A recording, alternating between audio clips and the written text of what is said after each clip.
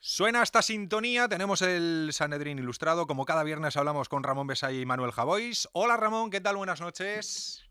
Hola, buenas noches a todos. Hola Manuel, muy buenas. ¿Qué tal? ¿Cómo estáis? Buenas noches. Por primera vez hacemos en directo a través de streaming, se puede seguir a través de las redes sociales, a través de YouTube, de Twitter, de todas las formas habidas y por haber. Es la primera vez que lo hacemos. Nos hemos vestido hoy para Sí, hacerlo. nos hemos puesto camisa, de hecho, para la ocasión, porque normalmente vamos Vestidos en general, con me ropa de andar refiero. por casa, camisetas, vamos vestidos de otra forma, pero para la ocasión nos hemos vestido así. Ramón, ¿te parece que lo repitamos en el futuro? Sí, ¿no? Tú eres el director. Lo que tú digas y lo que diga Manuel. Yo siempre obedezco en esos casos, Yo te digo porque una sois cosa, los que sabéis. aquí el que manda es José Palacio y yo hago lo que me dice, o sea que... Bueno, Pero bueno, así que si lo dice Palacio lo seguiremos haciendo. Hace un par de semanas que no hablamos, ¿cómo habéis pasado la semana, Ramón? Bueno, estas 2 semanas, ¿qué tal? movida. Una semana complicada. La familia sigue sin tener noticias mías prácticamente. La redacción, las cosas que pasan en el fútbol, las redes sociales, o sea, que esto es un sin parar. Pero bien, digamos que esto en el fondo es la adrenalina, que es lo que queremos los periodistas. Pues al hilo de eso, recordadme al final que os recomiende un documental que tiene que ver sobre un profesional que veía muy poco a su familia y que está guay el documental. Luego os lo cuento. ¿Qué tal has pasado tú, Bien, Manuel, las 2 semanas que bien, no hemos estas dos hablado? semanas bien, he viajado, he estado en Fuerteventura un par de días con el libro todavía y en Córdoba también. De hecho ya tenemos la broma de cuando llego allí y me hacen entrevistas, le digo, ya no sé de qué vale este libro en concreto, porque como hubo tanto acto aplazado por culpa de la pandemia, cuando Claro. salió, pues se está recuperando y a mí me apetece también el encuentro y demás, pero es que estoy ya un poco del libro este. El Madrid puede salir mañana campeón. ¿Le vale un Sí, empate? sí, y nos conviene. Sé que hay un debate, ¿no?, en el madridismo, no sé si existe, vamos, pero por lo menos entre grupos de colegas sí, de que si no molaba más el hacerte campeón en el Wanda Metropolitano. A mí me atrae un poco, me seduce un poco la idea de, oye, si por lo que sea se pierde en Champions, después te llevas la alegría y no te llevas la Sí. alegría antes y luego la Pero decepción. visto por otro lado, te pueden Pero hacer el pasillo en el Wanda Metropolitano. no, a mí lo del pasillo, eso me da igual. Pero prefiero. Aparte es diferente jugar unas semifinales tan importantes habiendo conquistado un título y habiendo celebrado y estando con el estado de ánimo bien que de otra forma. Las cosas hay que ganarlas cuando se presentan y ya está. Ramón, no sabemos si mañana, que puede ser mañana con un empate, como digo, le vale con el Español, pero va a ganar el mejor, ¿no? El más regular en esta temporada. La Liga normalmente siempre hace justicia. El Madrid ha sido el equipo más fiable, el equipo más regular, el equipo más reconocible, el que cuando ha tenido algún susto ha sabido corregirse. Precisamente recuerdo el partido que el Madrid perdió en Cornellá contra el Español, que fue uno de los pocos que ha perdido, y cómo se corrigió Ancelotti a partir de aquella jornada. Quiero decir de que ha sabido enmendar o poner buen rumbo y no ha tenido rival. Yo creo que además la mayoría de los partidos los ha solucionado bien. Ha tenido el mejor equipo, ha tenido el entrenador que mejor lo ha sabido gestionar y ha tenido el mejor jugador, que es Benzema. O sea, se mire por donde se mire, creo que es el justo campeón, y me alegra también que una persona como Ancelotti pueda ganar la Liga Española después de haber ganado pues la italiana, la inglesa, la francesa, las grandes ligas, ¿no? Que debe ser un entrenador que después de haber trabajado con presidentes tan distintos como Berlusconi, Abramovich, el de PSG, la Liga Francesa, lo que es también Florentino, pues podrá presumir también de ganar la Liga con el Madrid. Inglaterra, Francia, España, Alemania Italia. Italia.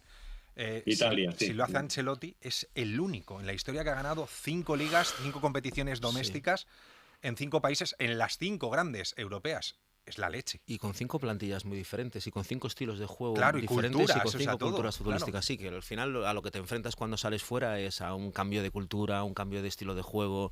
Se ha sabido, yo creo que es un entrenador que se sabe amoldar muy bien a la plantilla que tiene, ¿no? Y sabe sacarle partido a esa plantilla. Hoy leía precisamente que en el Bayern al parecer tuvo un problema y salió por ese problema porque se enfrentó a algunos jugadores o algunos jugadores se enfrentaron a él. A mí me cuesta mucho imaginarme a Ancelotti enfrentándose a algunos jugadores que además en el Bayern de Múnich, según dijo, bueno, lo dijo Uli Hoeneß, esto, no lo dijo ningún periódico, o sea, lo dijo Jones, que eran 5, pues Robben, Ribéry, etcétera.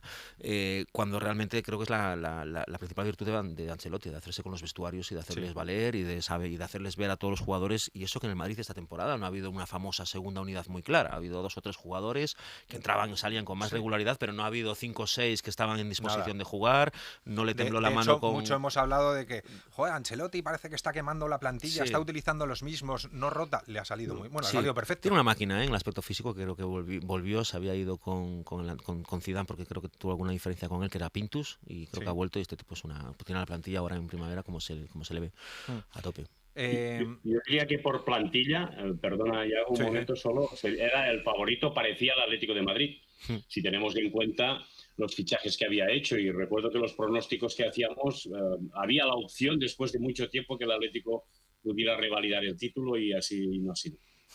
Y además creo que tiene mucho mérito lo de Ancelotti en el sentido de parece que no hace ruido, ¿no? Yo el otro día me llamaba la atención en una rueda de prensa, le decían: ¿por qué volviste al Real Madrid? ¿Por qué volviste a fichar por el conjunto blanco? Y dijo: el Madrid necesitaba un entrenador. Tan sencillo como eso, creo que lo lleva a la forma de gestionar el vestuario, la forma de entrenar, que lo tiene clarísimo. Quiero decir, es un tipo que con el bagaje que tiene no le va a dar lecciones nadie de cómo... lo hace todo tan sencillo que parece fácil. Y de eso nada. El llevar un vestuario como ha llevado él en las 5 grandes europeas no es sencillo, y él lo hace todo muy fácil. Bueno, y ese carácter es el que hace soportar también a los presidentes que acaba de citar Ramón, ¿no? Florentino Pérez no es un presidente nada cómodo para un entrenador. Berlusconi, ni te cuento, Abramovich, en fin, son presidentes con los que hay que saber lidiar con el carácter campesino de Ancelotti, ¿no? Un tipo tranquilo, un paisano, un tipo que sabe llevar a la gente, que sabe hacer caso cuando tiene que hacerlo en determinadas cuestiones que no afecten a su competencia, y que luego en el vestuario tiene que tomar sus decisiones, equivocarse cuando se equivoca, acertar cuando acierta. Es cierto que es un entrenador del Real Madrid, por lo tanto sus errores son promocionados de una forma diferente que a sus aciertos. Los aciertos siempre se los va a llevar los jugadores, la jugada de este, la jugada del otro, y que cuando el equipo naufraga tácticamente o se le mira directamente a él como si los jugadores no estuviesen o no tuviesen ninguna parte de responsabilidad, pero eso ocurre en los banquillos eléctricos de los grandes europeos. Es decir, y él eso creo que lo lleva con bastante calma y con bastante tranquilidad. El tema de... Además, creo... Sí, dale, Ramón, perdona. No, solo que él además ha sido un gran jugador. A veces discutimos si los grandes entrenadores han sido grandes jugadores o no. Él formó parte de aquel gran Milan. Por lo tanto, no solo sabe como jugador, sino como entrenador. Y creo que ha tenido mucho que ver en lo que ha ocurrido con Benzema. Con otro entrenador, quizá Benzema no habría tenido la expresividad que él permite en sus futbolistas. Él parece que está de paso y deja que los jugadores brillen. Que tenemos en el banquillo a uno de los responsables del gran trauma del madridismo de los 80. Correcto. Y nos ha dado una Champions, ¿no? Y lo tenemos ahí a las puertas de otra. Aquel Milán jugaba, ¿eh? Joder. Yo era un crío. Yo me hice adolescente de golpe con ese partido. El Milán. Era el Milán. Cada gol me cayó un año. De los holandeses que estaban Van Basten, Gullit y Rijkaard, Donadoni, Costa Curta, Evani de suplente, Van Basten, por supuesto. Era una maravilla. Van Basten, que tiene 3 balones de oro, el tío. Sí. En fin, la Champions. Hablando de la Champions y la capacidad de supervivencia del Real Madrid. Es que esto que vamos a hablar lo hemos hablado en la eliminatoria anterior. Pero el llegar a Manchester, el ver que te pasa por encima el Manchester, porque para mí el partido del Real Madrid el otro día fue malo. Pero al final, 3 zarpazos, te vas a casa con un gol de diferencia tan solo, y ahora mismo con total garantía o capacidad de poder remontar en la vuelta. Es increíble lo del Madrid. Con cada gol del City enfocaban a Benzema. Después como cuando enfocan a Messi cuando le marcan a Barcelona. Yo recuerdo con el Liverpool enfocaban a Messi, ¿no? Todo el rato, en plan a ver cómo está reaccionando la figura del equipo, ¿no? Y con el 4-2 el tipo se puso a reír. De verdad, esa imagen no la olvidaré, porque dije, joder, en el momento te enfadas, ¿no? Y dices, coño, tío, tampoco... Bueno, tiene derecho a reírse todo lo que quiera después de la temporada que está haciendo, pero salió riéndose. Era una risa, evidentemente, no de buen humor, era una risa de, joder, la hemos cagado otra vez, que nos ha pasado, no pitó la falta a este hombre, lo que sea, pero era una risa. Era un momento de, tenemos que marcar un gol más. Tenemos que marcar a ser posible 2, pero tenemos que marcar otro. Lo hemos hecho ya 2 veces, lo vamos a hacer una tercera vez. Es la capacidad de creerse a sí mismo y de creer que el equipo lo va a hacer otra vez, ¿no? En ese sentido, venimos de 2 eliminatorias en las que se han tenido que marcar 1 o 2 goles, o uno o más de un gol para seguir en el juego, y en el mismo partido Por eso es que yo escribía lo de la ruleta rusa. Juegas a la ruleta rusa un partido, pero no juegas a la ruleta rusa 3 veces en 45 minutos. Sí, y encima que te salga bien. Era 2-0, era 3-1, era 4-2, y yo creo que le marcan el 5-3 y ahí nos vamos al 5-4. Era la capacidad de creerse en eso, ¿no? Que no siempre va a funcionar, pero sobre todo, si tienes la convicción, tienes un paso dado. Hay muchos equipos que ante el 4-2 o ante el 2-0 se recogen, se repliegan, dicen que acabe esto rápido, Diosito. Y el Madrid dice, bueno, tenemos que marcar un gol y volver a jugar la partida. Ramón, el Madrid tiene eso que es inexplicable, ¿no? Porque es jugar con fuego realmente, pero no sé, le sale bien. Diría que es la camiseta, ¿no? Esa camiseta, pues hemos visto muchas generaciones de futbolistas que no se parecen en nada y han ganado la Champions, han ganado la Copa de Europa. También hay esa, visto desde fuera, ¿no? Del periodista que no va cada domingo al Bernabéu, pero que tiene su gusto por el fútbol o su mirada. Recuerdo con una máxima pena que nunca la ganara la Quinta del Buitre, que para mí fue la generación de futbolistas que cambió el fútbol español, que pasó de la furia a lo que significaba la Quinta, y después vino lo que es Cruyff, que yo creo que son los dos movimientos más revolucionarios. Y curiosamente aquel equipo que jugaba como Los Ángeles es el único que no ha sido protagonista de estos guiones. Sí que en cambio pienso que el jugador referente que consiguió establecer esa marca madridista es Di Stéfano. Era un jugador que no se rendía ante nada, era un futbolista que era capaz de arrancarse desde defensa y acabar como delantero, era un futbolista que se negaba a claudicar. Digamos que ese espíritu que se fundó en el Madrid legendario de los años 50 pues permanece, y los rivales además consienten, porque podemos decir que es un estado de ánimo o que él sabe fabricar para sí mismo estas situaciones, pero lo más alucinante es que los rivales lo asuman también igualmente, esa fatalidad o esa adversidad, o de decir, no puedo hacer más, no me puedo rebelar, porque si lo hiciera el Madrid sería más consecuente, pero es el guión de todo el partido. Es la actitud que tiene el rival, es lo que ocurre, el temor en la grada. Creo que Manuel lo contaba muy bien el día del primer gol de Benzema contra el PSG, ¿no? Que dices, bueno, y a partir de aquí esto ya es imparable. Claro. Pues a partir de aquí es lo que pasó, ¿no? Hay como una especie de conjuro, de mística, de relato, como le queramos llamar, que hace que el Madrid muera y resucite. Es decir, claro, cuando puedes explicarlo desde un punto de vista de fe, de determinación o de lo que quieras, pero es verdad, nunca hay forma de alguna forma para los rivales o sea, se quedan contemplando la obra del Madrid, porque es una obra inédita. No conozco ningún equipo, creo que en el mundo, que tenga esa capacidad de sobrevivir del Madrid. Hay una jugada que a mí me sacó de quicio en el partido del otro día, en la que Mendy le da el balón a Vinicius con Fernandinho detrás bufando, y lo pasó como, o sea, se la quitó facilísimo. Se adelantó a él, se la llevó, le dieron el relevo, centró y gol de Foden. Foden. Sí, siempre me equivoco. Phil Foden. Es que Foden en galego es joden. Por eso siempre me sale decir Foden, ¿sabes? Pero de hecho el otro día lo escribí así, me lo corrigieron, pero es que no puedo decir Foden, coño. Y la siguiente jugada, sacan de centro, hay una protesta por un saque de banda, llega el balón a Mendy. Y Vinicius tiene a Fernandinho otra vez pegado a la espalda. Es la siguiente jugada. Y vuelve a dársela a Vinicius, que cuando dio el pase dije, ¿a dónde vas otra vez? Que nos van a meter otro. Y Vinicius hace lo que hace. Es la insistencia. Es lo que decía Guardiola de estos tíos, les marcan un gol, le acaban de pasar por delante a este tipo, Ancelotti le pegó un broncazo desde la banda a Vinicius por haberse dejado quitar el balón tan fácil. Y va al pavo y la pide otra vez.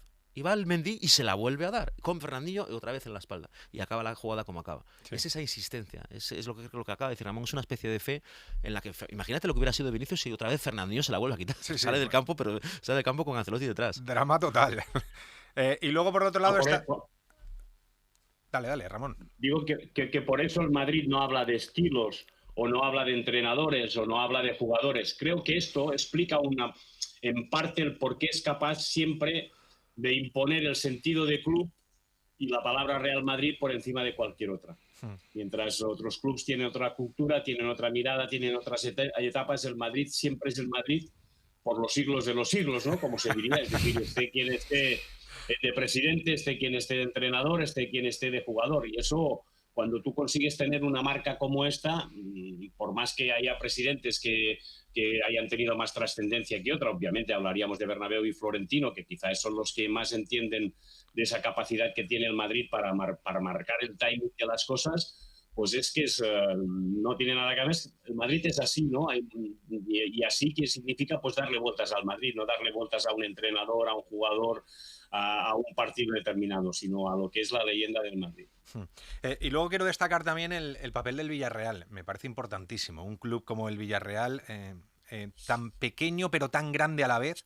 Es un club que se ha trabajado fenomenal, que la familia Roig ha hecho muchísimo por este club. Verle en unas semifinales de la Champions, que ahora le toca remontar esas semifinales contra el Liverpool. Está jugando contra el mejor equipo de Champions ahora mismo. Efectivamente, tiene pinta de que lo va a tener complicado, pero el hecho de estar ahí es una auténtica barbaridad para un club como el Villarreal. Sí, sí lo es, además prolongado en el tiempo, ya tuvieron su época, normalmente tienes una época y unos equipos así de ciudades tan pequeñas pues viven su edad de oro y poco a poco se van apagando. Estoy pensando en el caso del Depor. Justo estaba pensando en el Pero Depor. Siempre, pero ha habido y eso es lo que se consigue con una buena gestión, con una gestión no a corto o medio plazo, sino una gestión a largo plazo. Que no estoy diciendo que la del Depor fuese mala, porque yo hubiera dado lo que fuese porque el equipo de mi ciudad hubiese vivido esos años de gloria, tantos años de gloria, aún ahora con la penitencia de estar en las categorías inferiores, ¿no?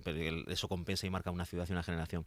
Pero Villarreal ha conseguido estirarlo. Es la segunda vez que creo que se presenta en semifinales. La otra fue la del penalti famoso de Riquelme. El Arsenal, ¿no? Sí. Fíjate, un penalti lo que le separó de una final, y otra vez vuelven a presentarse a las puertas habiendo eliminado al Bayern de Múnich. O sea, todo el mérito. Ramón, es muy buen trabajo. Y un equipazo, además.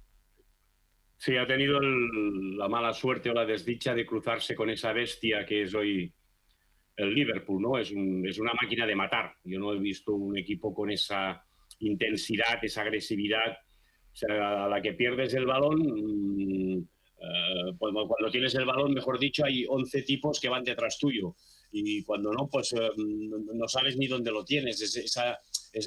Me recuerda un poco, a veces cuando buscamos entrenadores o explicaciones porque se dan en esas situaciones, cuando Klopp entrenaba al Dortmund, lo que es el muro en Dortmund, ¿no? Todo lo que es aquella pasión que le llamaban el equipo de las abejas, ¿no? Por esa capacidad que tenían de que te metían dentro del centro del campo y de allí no salías, te iban aguijoneando. Porque ahora en lugar de abejas son 11 bestias, es un equipo que una encerrona cualquier partido, y además han añadido para mí una gota de calidad o un tempo de un jugador diferente, que es Thiago, con una madurez extraordinaria, un jugador que ha estado en el Barça, que ha estado en el Bayern y que ahora está en el Liverpool, que puede ser un buen jugador también para la selección española si se mantiene así, porque Klopp le ha sabido dar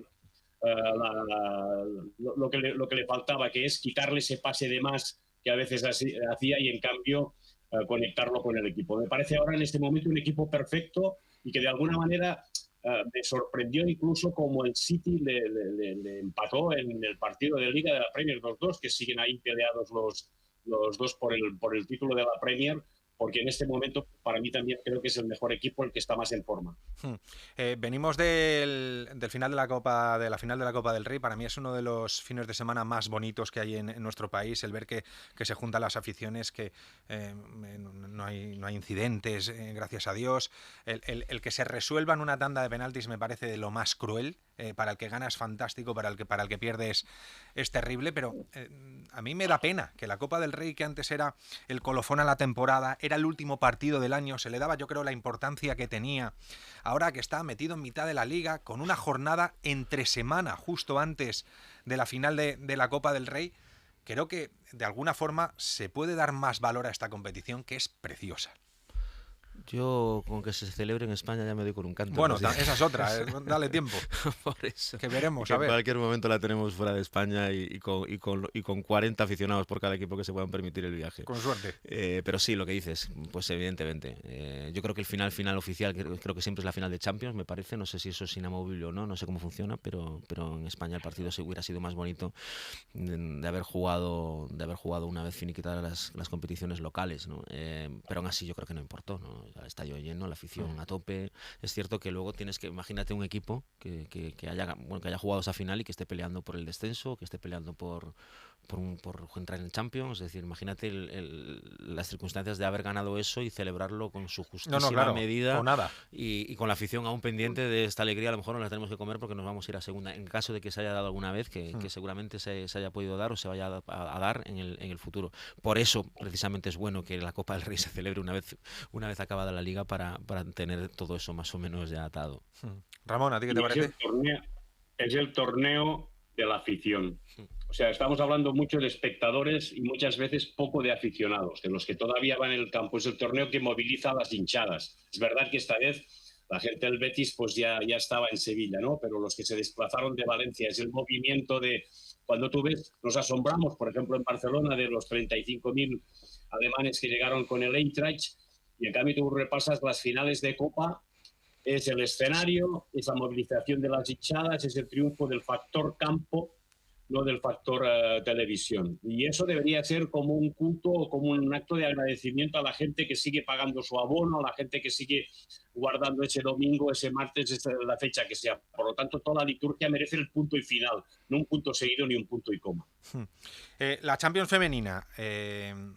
me parece una grandísima noticia el ver al Barça. Está a punto de meterse en su tercera final de la Champions. Viene de ganar el título. Ganó en el partido de ida 5-1 al Wolfsburgo. Mañana tiene que jugar la vuelta, que si no hay debacle, evidentemente, se va a meter en la final. Vimos récord de asistencia de público en la eliminatoria contra el Real Madrid. Se superó contra el equipo alemán.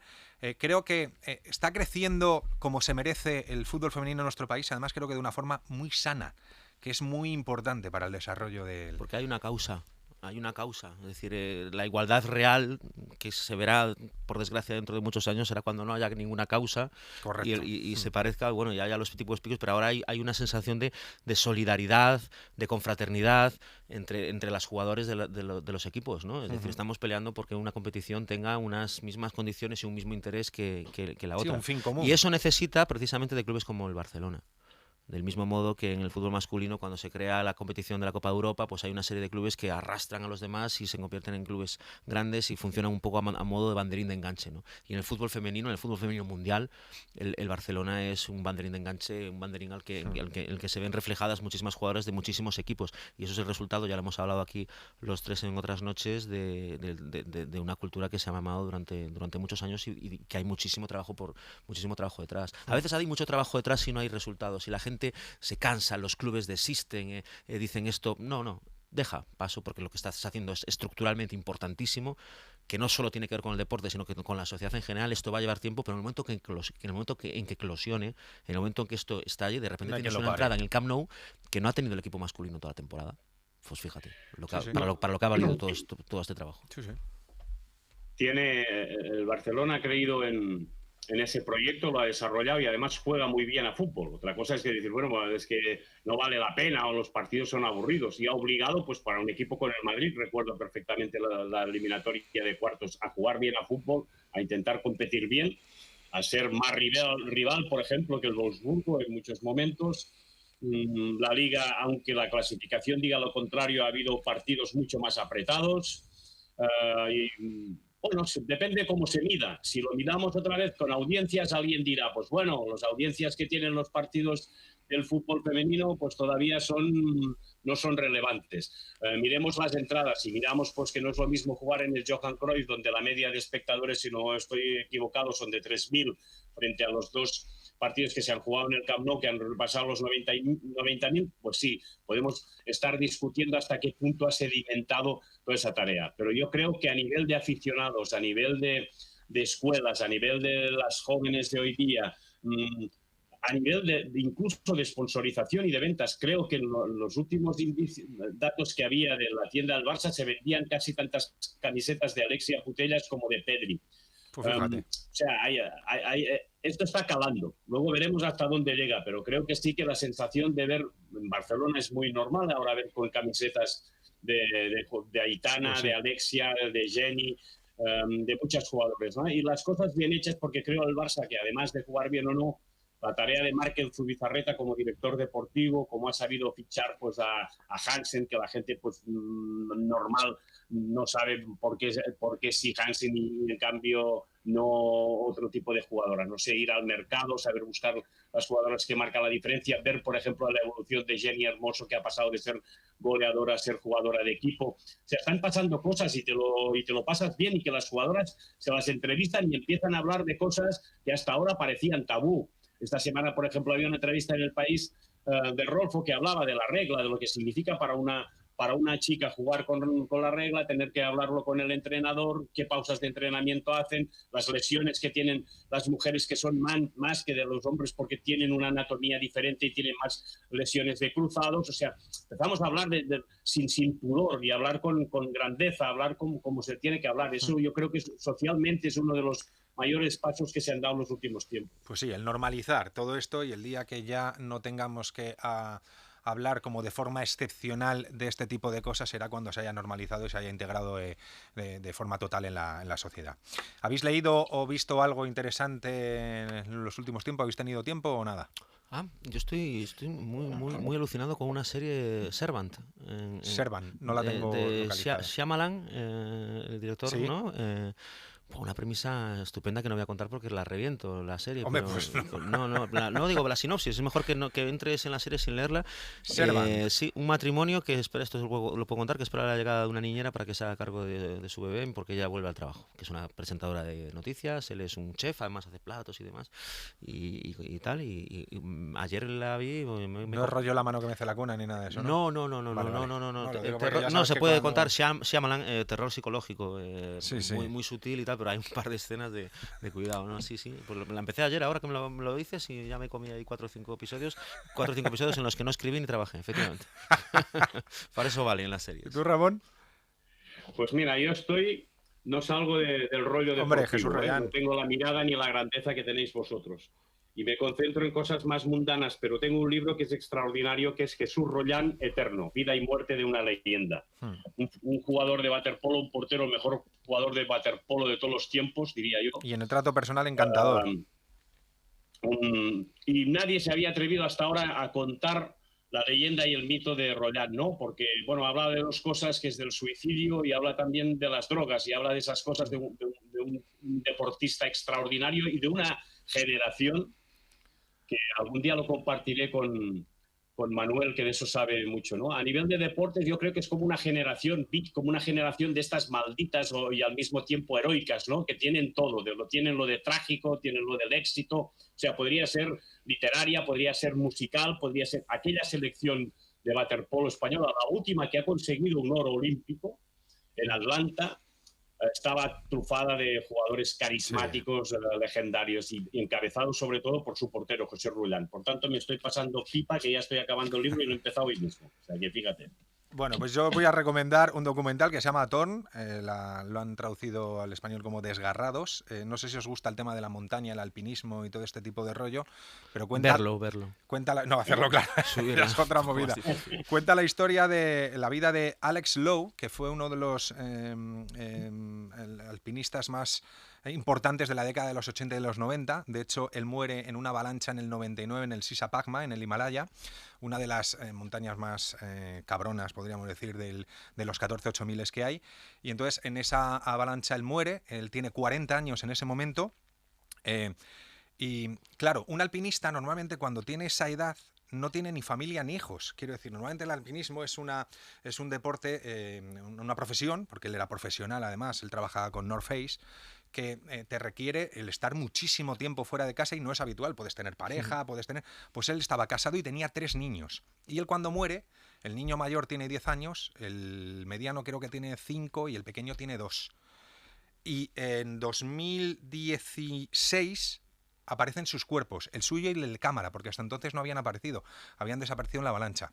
Entonces el hijo mayor, que es el que se acuerda de su padre, por eso decía Ramón lo del tema de los hijos y el tiempo que le ves, los otros dos prácticamente no se acuerdan de sus hijos. Entonces deciden ir a buscar el cuerpo de su padre. Tienen que montar una expedición, ir allí, cogerle y con una camilla sacan el cuerpo de su padre, que está momificado prácticamente. Y la historia de esto además es que en esa avalancha van 3, mueren 2 y hay un superviviente. El superviviente, que también tiene 40 años, se siente como con la deuda moral de ayudar a esa familia y a esa mujer. Se acaba casando con su mujer y criando a los 3 hijos. Los 3 hijos acaban llamando, 2 de ellos, papá a este hombre, y el otro, digamos, el padre era el hombre que murió, porque se acordaba él, los otros no se acordaban de su padre. Estaba tanto tiempo fuera que los únicos recuerdos que tienen eran grabaciones de vídeo que tenían, de vídeos caseros y cosas de esas. Entonces cuenta la historia de este hombre que pasó casi más tiempo fuera de casa que dentro de casa y que murió en la montaña. Está divertido de ver, ¿eh? O sea, quiero decir, no es reventado. ¿En qué plataforma? Es una historia. Esto en Disney Plus. Vale. En Disney Plus lo he visto. Así que nada, bueno, pues hasta aquí la charla de hoy. Ya charlaremos la semana que viene. Veremos si lo volvemos a hacer en vídeo o no. Fantástico. Ya dependerá de vosotros. Gracias a los dos. Cuidaos, abrazo. Un abrazo a los dos. Chao. Igualmente. Buenas noches. Chao. Adiós, buenas noches.